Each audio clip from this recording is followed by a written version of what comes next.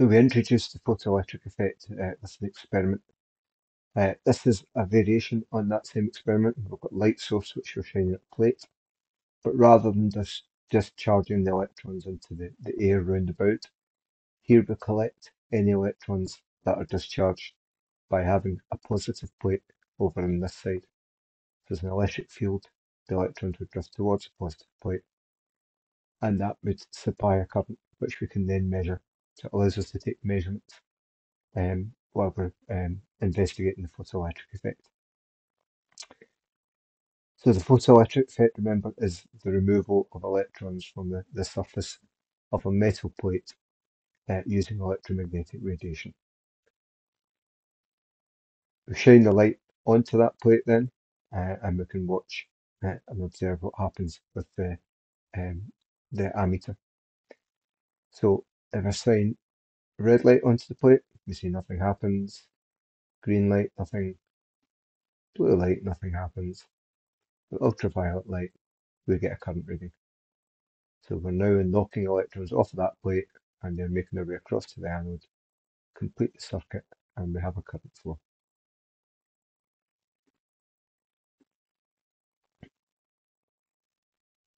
So we've got a current with UV, and the next thing that we can investigate is what happens if you change the brightness of the light source.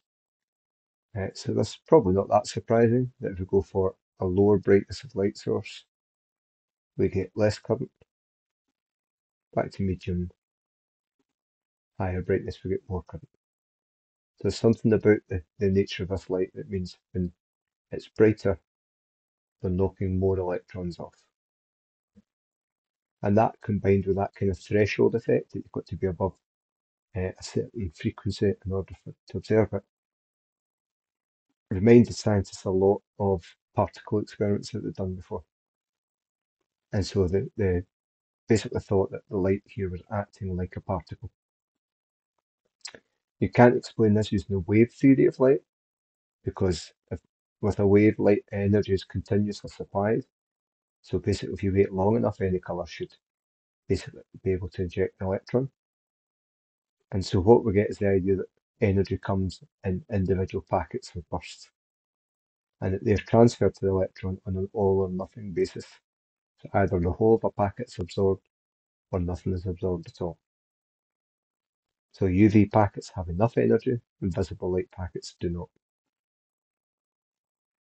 So during this experiment, they're observing light behaving as a stream of particles, and we call those particles of light photons.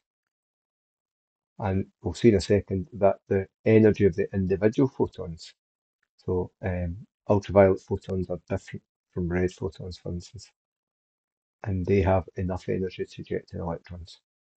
And we'll see that that's linked to their frequency.